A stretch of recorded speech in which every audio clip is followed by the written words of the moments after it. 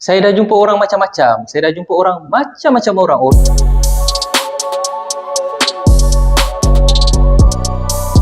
Hai, Assalamualaikum. Salam untuk semua penonton Hype Vision. So, hari ni kita nak ceritakan mitos nak beli rumah direct owner. So, dalam perundingan hartanah ni akan ada 3 orang yang kita jumpa. So, siapa orang-orang ni?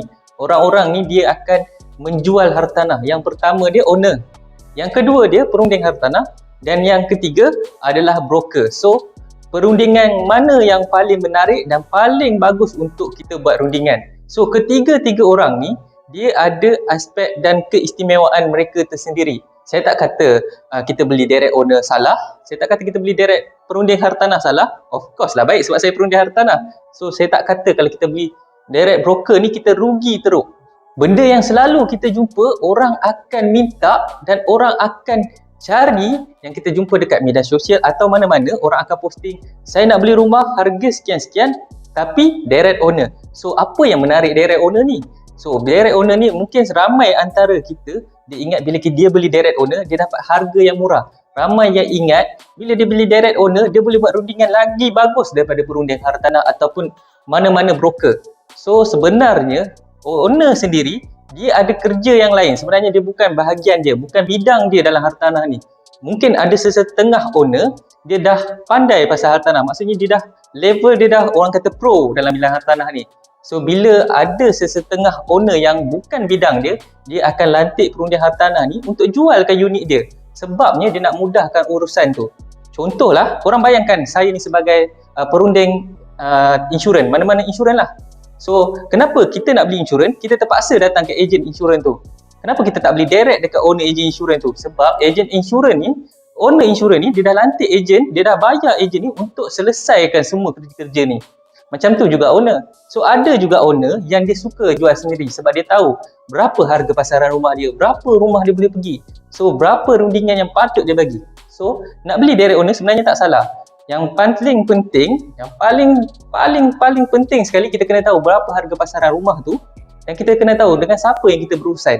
Saya dah jumpa orang macam-macam. Saya dah jumpa orang macam-macam orang. Orang yang pernah deal dengan owner sendiri, orang yang pernah deal dengan broker, orang yang pernah deal dengan ejen hartanah ataupun perunding hartanah. So, macam-macam orang saya dah jumpa. So, saya kumpulkan semua cerita.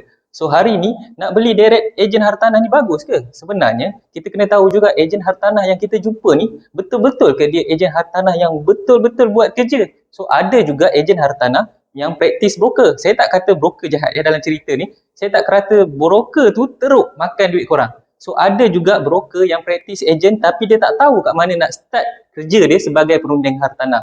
Jadi, bila kita nak beli hartanah ni, kebiasaannya kita akan jumpa perunding hartanah. Memang kebiasaannya, owner akan lantik kami semua ataupun siapa saja ejen hartanah daripada mana-mana agensi untuk jualkan hartanah mereka. Sebab apa?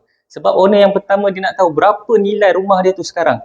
Contohlah, dia beli tahun yang sebelum-sebelum ni, dia nak tahu berapa harga pasaran. So, berapa harga yang layak untuk rumah dia tu. So, dalam rundingan ni, bila kita nak beli hartanah, tak kira direct siapa, pastikan kita buat rundingan. Pastikan kita rasa harga ni sangat sesuai dengan aku. So, aku nak letak harga sekian ni supaya mudah untuk aku bayar tiap bulan. So, dalam pembelian hartanah, pastikan ada tawar-menawar. Tak kisah kita beli dengan siapa. Bagus ke tak bagus kita nak beli rumah direct perunding hartanah ni? Sememangnya, bila owner lantik perunding hartanah ni untuk jualkan unit dia, sepatutnya perunding hartanah ni akan tahu harga sekian berapa yang owner nak harga terakhir dia.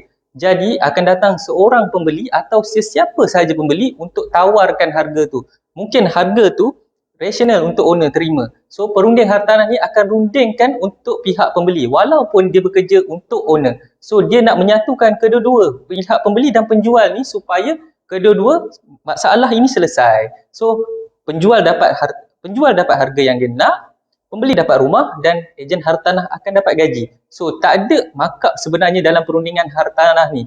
Setiap pembayaran untuk ejen tu tidak ditanggung 1 sen pun oleh pembeli. Semuanya ditanggung oleh owner. So, pastikan dengan siapa yang kita berurusan tu, pastikan kita teliti. Pastikan kita kenal dia dulu. Kita suka dia, baru kita berurusan dengan dia. So, supaya semua transaksi ataupun perundingan hartanah ni berjalan dengan lancar. Jadi, yang ketiga dia, orang yang terakhir ni, yang selalu menjadi sensasi sangat ni, adalah broker. So, broker ni, salah ke aku berurusan dengan broker ni? Habis ke duit aku? Koyak ke poket aku ni? kena tipu ke aku ni berusaha dengan broker. Sebenarnya ada juga broker yang dia lebih pandai daripada ejen hartanah bila dalam rundingan. Cuma dia tak tahu dekat mana patutnya dia mulakan bidang kerjaya dia ni.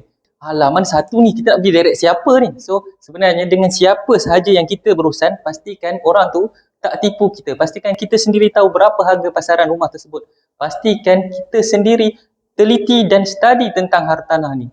So, dengan siapa sahaja owner lantik untuk jualkan hartanah, pasti ada sebab owner nak lancarkan proses perjalanan penjualan rumah dia ni. Yang terakhir saya nak pesan, tak semua owner dia sanggup jual hartanah dia tanpa deposit. Tak semua owner yang dia tahu berapa harga pasaran rumah dia. So, kalau dia tak tahu lagi bagus kan?